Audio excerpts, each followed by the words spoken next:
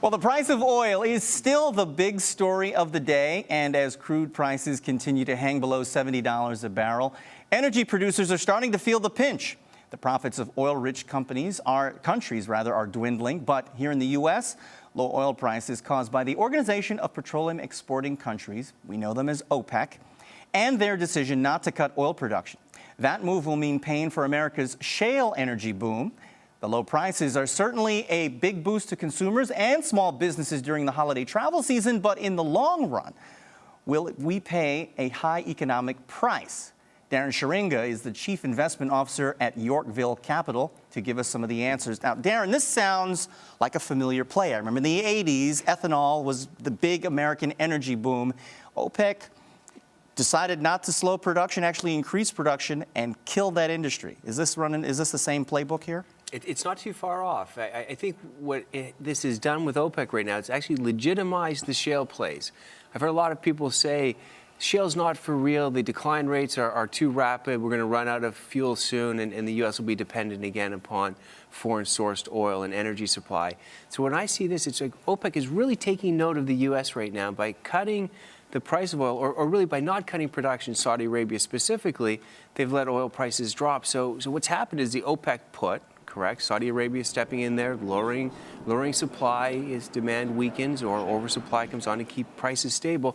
They've moved out of the market and saying, we're going to let the market adjust for oil prices right now, and that directly hits the shale plays, as you mentioned earlier. Now, the shale boom was creating jobs in places we would never think about when it comes to oil, Iowa, Pennsylvania. What is this going to do long-term for those jobs? Long-term. So I think where people get confused a little bit, because I've been fielding a lot of questions. Yorkville, all we do is focus on investing in U.S. energy infrastructure. And clients are concerned that this means a reduction in output from the United States. It doesn't mean that at all. What is going to happen is CapEx from energy companies will be reduced. So capital expenditures, so drilling activity will decrease. And instead of producing a million new barrels of supply next year from these unconventional shale plays or from the U.S. in general, we'll produce 200,000. So there'll still be growth, but slowing growth.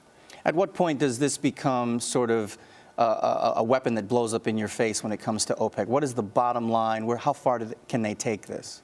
Well, that's a really good question. There's already pain being felt. Any country that is dependent upon oil as your primary source of revenue, GDP, is being hurt by this already. Even Saudi Arabia, I was looking at some numbers, they are losing $100 billion in revenue by this reduction in price. So they're keeping supply up 9.5 million barrels per day, an incredible amount.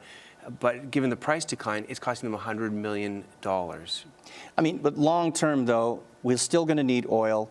People are buying cars. Eventually, the price is going to have to go back up. Isn't that correct? It's absolutely correct. So what we're going to see here is this is a temporary blip. So it's a mismatch because, remember, oil is a declining resource. So it declines at 4% a year. So we need to replenish more than 5% just to stay even. So long-term, demand is still growing on a global basis, approximately 1.5 million barrels per year. The U.S. has just been a juggernaut of success in unconventional shale plays on bringing on new supply.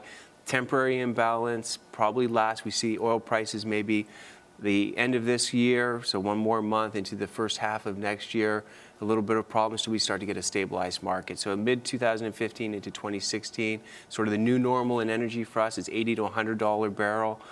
That's based on marginal supply coming online, which is more expensive. $60 per barrel is the most expensive in the United States. Some offshore finds off the coast of Brazil, $100 per barrel. So it's the new supplies. How much does it cost to bring new energy on to replace the depleting resources we have? So energy prices won't never get back to 20, but this $80 to $100 barrel should be the new normal. Okay, Darren Schuringa from Yorkville Capital, thank you so much. Thank you, Gary.